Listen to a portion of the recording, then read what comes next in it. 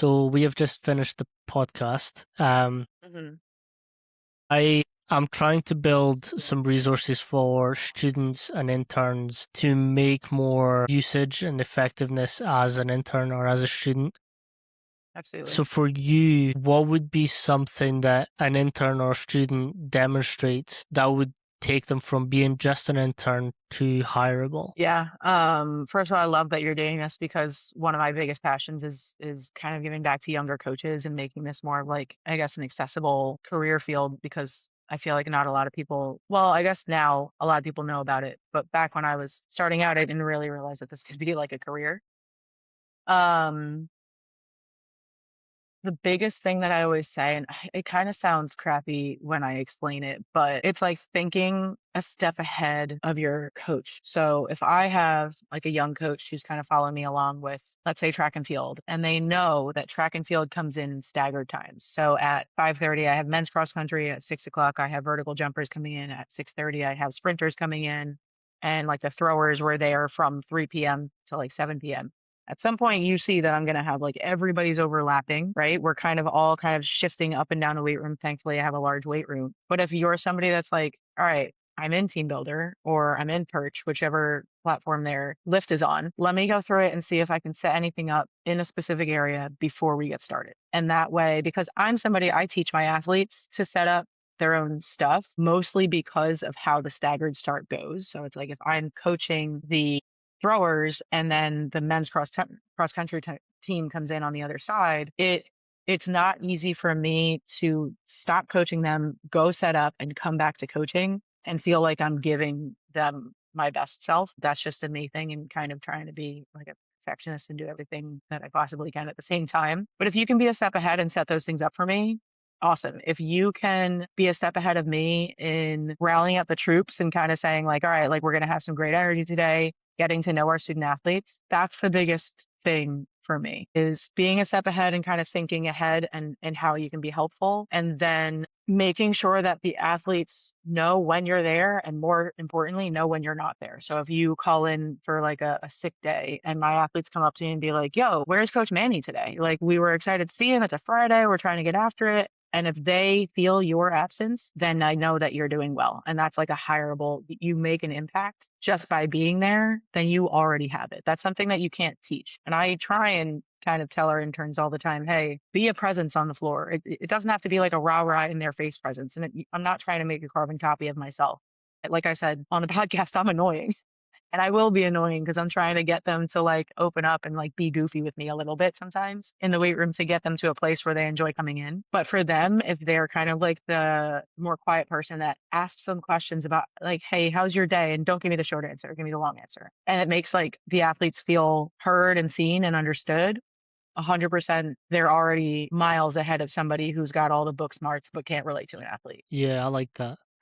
Mm. And what are some, again, behaviors that they'll demonstrate that you feel make them effective? I feel like I've said it. I feel like I have used this word a bunch of times, but the ability to be vulnerable is really like a superpower. So it doesn't mean like being vulnerable, like oversharing your whole life story and like trauma dumping on somebody, but being vulnerable in the sense of like you have absolutely no shame in being yourself and showing your personality.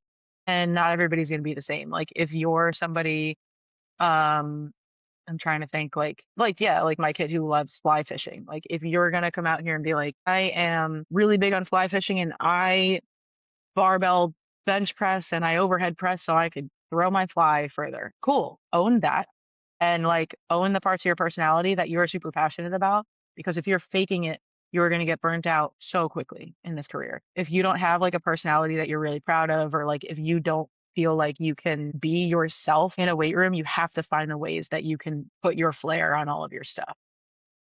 So for me, like I feel like I'm a quick thinker. Like I don't skip a beat. A lot of my kids are like intimidated by me. And I don't know why they always explain or they always describe me as intimidating. But at the same time, they also know that like if they need a beat, like if they need a second where they need me to like come down to earth with them and be like, hey, I'm having a tough day. Absolutely. I'm locked in on you. I'm not like much of a physical touch person, but it's like if you need a hug, if you need me to put my hands on your shoulders, if you need to be locked in with me right here, I will do that for you because I can get to a place where I'm really vulnerable personally. but I also can be really vulnerable in like being a goofball and being able to almost make fun of myself on a larger scale in front of like a big team just to rile them up. Yeah. And in terms of when students and interns are looking for a place that is suited for them and will help them grow to the best of or to where they want to be in the industry, how do you recommend they do the research around that program and choose the right mentor for them and contact them? I don't think that there's any issue with like a cold email. It's just like, I mean, I get a Mr. Bernal email like 2 or 3 times a semester. That's like, do your research obviously on like who you're emailing, maybe like the current university that they're at, or, if they prefer like a male or female pronoun, like all that kind of stuff. But like also just use coach. Stop saying Mrs. I'm not married. But I would say reaching out to places where you feel like even doing researches on the coaches coming on podcasts like this and kind of being open about the type of coach that they are, if you can find that out, but also interviewing the interviewer. So like when you're reaching out to them and if you end up getting like kind of like that 20-minute phone call interview, kind of asking them, how do you see an intern being successful or making an impact with your program?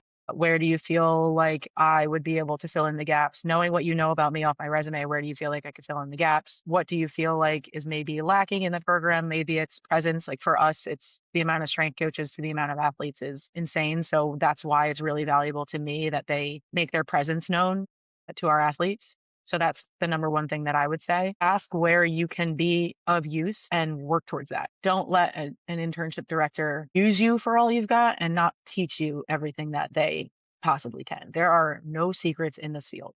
There shouldn't be, at least. Where it's like, I don't think that I've done anything like this secret superpower type of thing that I wouldn't share with somebody else. And if you have somebody who's like, oh yeah, no, that's like a secret sauce recipe, then there's no reason in being there if they're going to keep it a secret, right? So I don't know. There are certain things, of course, I appreciate about coaches being like, hey, don't share this with everybody you know. Like, I would rather only share this piece of information or this PDF document with people in my coaching Mm, circle. That's completely different. But as far as like other like secrets of how to conduct yourself or how to program and stuff like that, if you're with people who are not willing to teach you, then you're in the wrong place and they're just looking for hands and eyes and people who set up and break down. But if you're beyond that, make sure that you make that known early on. yeah. No, I think that's an important quality to look for in internships. Hmm. I think Clemson does a really good job of this where they lay out everything that you're going to learn in Yep, that I program. agree. But yeah, have a look at that as well when you're make sure that they have a curriculum. Like I Yes. think that's very important to identify as soon as you reach out to people and Yeah, coaches. I agree. What is a piece of advice or a conversation that you had as an intern that kind of shaped your career? I feel like I vaguely, I don't want to say vaguely remember this conversation, but I remember having a moment, my first internship at Reach Your Potential training with Bobby Smith and Adam Fight. And I was in an internship class of, I want to say 4 or 5 people, and I was the only female in the group. And I knew that I wanted to coach college kids, but I wasn't sure if that was like my direct, like I didn't know if I wanted to stay private or if I wanted to go fully into the collegiate sector. And I remember having a moment, I want to say, with Coach Fight, where it was like, you are showing the potential of like the dedication and the drive to really do this. And you can't hold yourself back to be liked by the people around you. Mm, So like I think I created a really great relationship with the guys that I interned with. There's at least like 1 to 2 of them that I could reach out to now and we can like have a good laugh and probably still have a great conversation about like the hours we worked. I'm not gonna lie, like that was I drove an hour out to that internship every day. I was like there at like 4:45 in the morning, but I loved doing it. Right. So like if I'm going to excel and maybe look like a know-it-all or look like a try hard or blow hard, like you said earlier, then that's what I'm going to do because that's what the people who are going to help put me in the right rooms or the people who are sharing my name in the rooms that I'm not in, that's what they see in me. And they see that that I can go far. I don't have to slow myself down for the people next to me. And if it makes you look like a know-it-all, then it makes you look like a know-it-all. Anybody who's going to kind of, we said it before, anybody who's going to hate on you, if they're spending the energy hating on you instead of trying to get better, maybe they would be right next to you. Yeah. No, I agree. Thank you so much for doing this Yeah, piece as absolutely. well. Thank you. Thank you. I appreciate it. Peace. See ya.